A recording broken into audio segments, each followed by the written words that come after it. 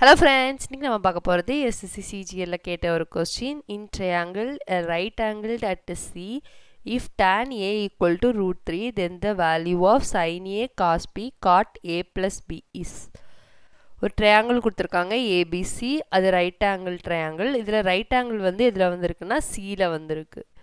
tan A ஓட value வந்து root 3ன்னு தந்திருக்காங்க. நம்ம sin A cos B cot A plus B ஓட வேல்யூ வந்து கண்டுபிடிக்கணும். ஃபர்ஸ்ட் நம்ம அந்த ட்ரையாங்கிள் வரைஞ்சிக்கலாம். இதில் ரைட் ஆங்கிள் ஆகியிருக்க இடம் என்ன சொல்லியிருக்காங்க சி. அப்போ இது வந்து சி. மீதி இருக்க ரெண்டையும் ஏபின்னு போட்டுக்கலாம். இப்போ ரைட் ஆங்கிள்னால் இது வந்து எப்படி இருந்திருக்கும் 90 டிகிரியாக இருந்திருக்கும். இதில் tan A equal to root 3ன்னு தந்திருக்காங்க. அப்போ ஏ வந்து என்னது tan இன்வர்ஸ் ஆஃப் ரூட் 3.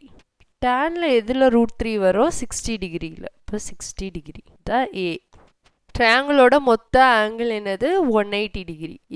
இது ஆட் பண்ணால் என்ன வரும் 150 டிகிரி. மீதி அப்பெல்லாம் எவ்வளோ இருக்கோ 30 டிகிரி. அதுதான் பி 30 டிகிரி. பி வந்து என்னது 30 டிகிரி. இப்போ இந்த ரெண்டையும் இதில் சப்ஸ்டியூட் பண்ணுறோம். சைன் ஏனா என்னது 60 டிகிரி, காஸ் பினா என்னது 30 டிகிரி, காட் ஏ ப்ளஸ் பினா என்ன வரும் 60 degree plus 30 degree which is equal to sin 60 degree என்னது ரூட் 3/2, cos 30 டிகிரி என்னது அதுவும் ரூட் 3/2, காட் இது ரெண்டும் ஆட் பண்ணால் என்ன வரும் 90 degree.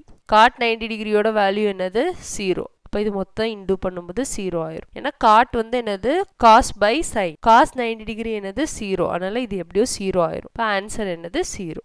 Like, share and subscribe friends.